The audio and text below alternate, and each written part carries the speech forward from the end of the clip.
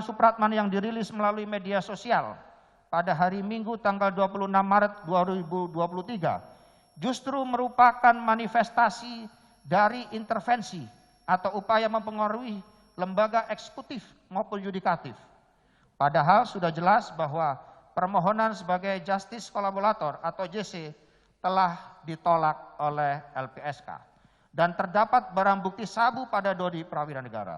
Artinya Dodi Prawinegara dan kawan-kawan dalam kondisi tertekan di mata tidak dalam kondisi tertekan di mata LPSK melalui proses asesmen. Dodi Prawinegara hanya ingin meniru success story Richard Eliezer dalam perkara Verdi Sambo. Surat terbuka Maman Supratman juga dapat dimaknai bahwa Maman Supratman meragukan independensi majelis hakim yang mulia dalam mengadili perkara ini. Sehingga Maman Supratman perlu mengirim surat terbuka untuk mohon perlindungan hukum kepada pimpinan tertinggi lembaga eksekutif dan yudikatif. Like father, like son. Antara anak dan orang tua sama saja perilakunya. Yaitu membela diri tetapi dengan menyerang dan memberatkan pihak lain. Seandainya pada saat itu saya benar-benar melakukan intervensi atau hal buruk lainnya untuk kepentingan saya, mengapa Rahma atau Maman Supratman tidak menolak atau tidak mereject panggilan telepon dari saya?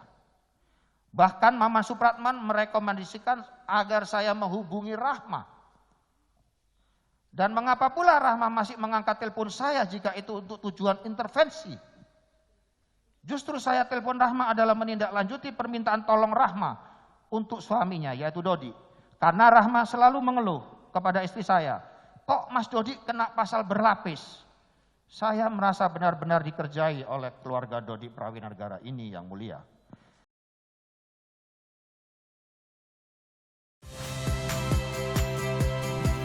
Saya Yasir Neneama. Saksikan program-program Kompas TV melalui siaran digital, pay TV, dan media streaming lainnya. Kompas TV, independen, terpercaya.